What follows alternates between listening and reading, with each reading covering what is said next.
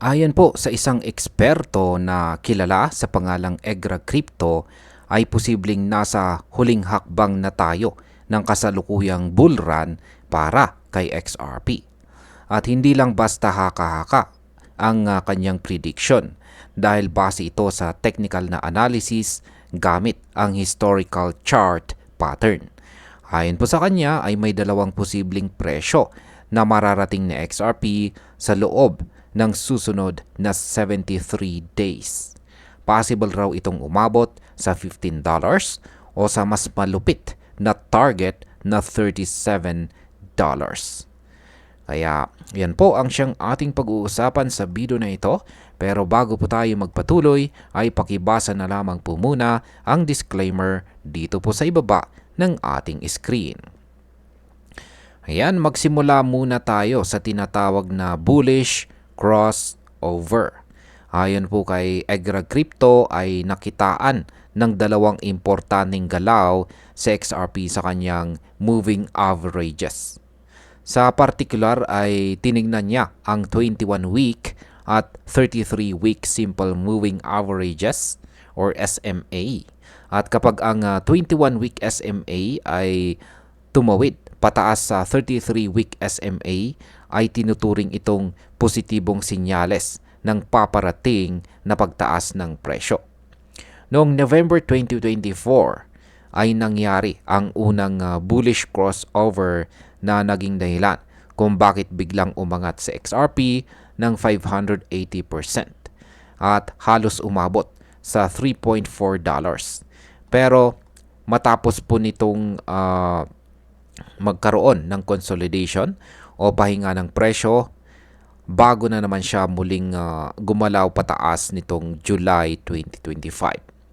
At ngayon, ayon po sa latest analysis ay muling nagkaroon ng ikalawang bullish crossover. Ang tawag dito ni Egrag ay ang second leg. Yan, second leg ng kasalukuyang bull run. At kung pagbabasihan natin ang nakaraan ay dito na raw nagsisimula ang pinakamalaking pagtaas ng presyo ni XRP. Ngayon ay ano po ang koneksyon ng kasalukuyang galaw ni XRP sa mga nakaraang bull cycles? Para mas maintindihan natin ay bumalik po tayo sa history ni XRP. Noong bull run ng 2017 ay nangyari rin ang kaparehong pattern. Matapos po ang second crossover noon ay umakyat si XRP ng todo sa loob lamang ng 8 weeks or 52 days at umabot po siya sa kanyang all-time high na $3.8. Sa susunod na cycle noong taong 2020 to 2021 ay parehas rin ang nangyari.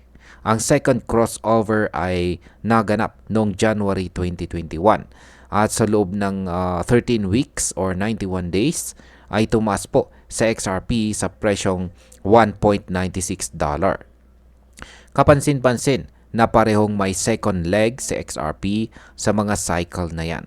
Kaya kung susumahin, ang dalawa ay lumalabas na ang average ay 73 days bago niya marating ang cycle top. Ayon po kay Egrag ay ito raw ang posibleng time frame ngayon mula July hanggang early September. Ngayon ay sunod po nating katanungan ay kailan po posibleng marating ni XRP ang kanyang peak price sa cycle na ito. Ngayong naganap na ang ikalawang crossover nitong July ay nagsimula na raw ang countdown.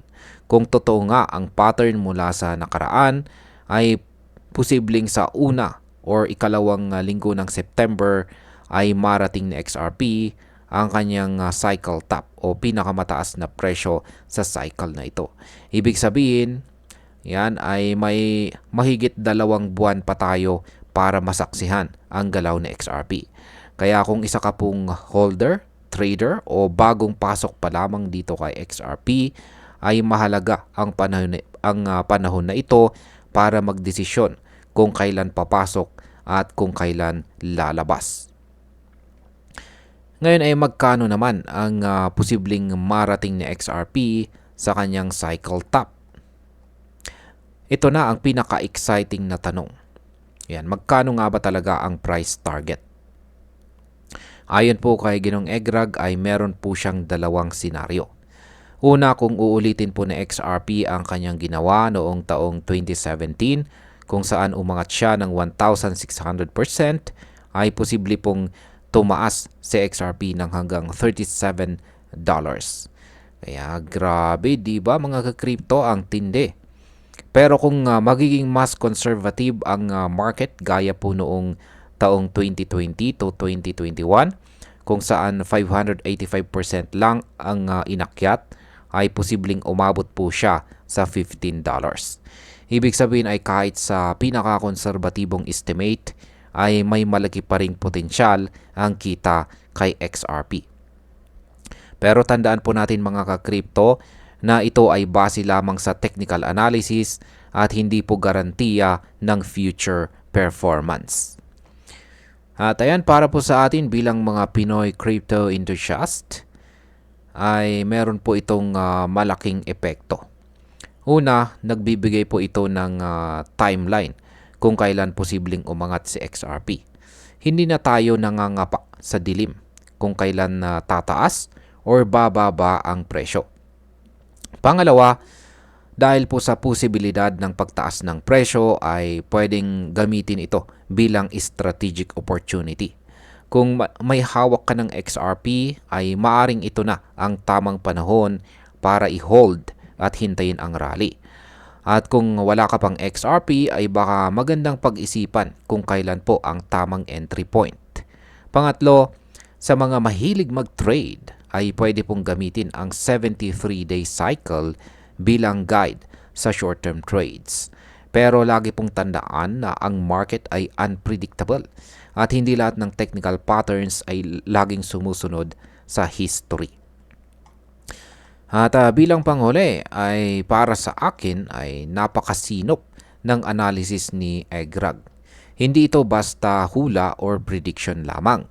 Base po ito sa clear chart history at matibay na foundation ng market behavior na XRP sa mga nagdaang bull run. Pero syempre, bilang isang trader ay mahalaga pa rin ang risk management. Huwag po nating ilagay ang lahat ng ating kapital sa iisang coin lamang. Maganda po ang potensyal ng XRP, pero dapat ay handa tayo sa kahit anong galaw ng market. Kung magtutuloy-tuloy nga ang pattern ay posibleng nasa harap na natin ang isa sa pinakamalalaking oportunidad ngayong taong 2025. Kaya huwag po nating palampasin ang pagkakataong ito para mag-aral, mag-observe at gumawa ng matalinong desisyon. At ayan, hanggang dito na lamang po tayo sa video na ito mga ka-crypto. Marami pong salamat sa panunood. Ingat po tayo lagi at God bless po sa ating lahat.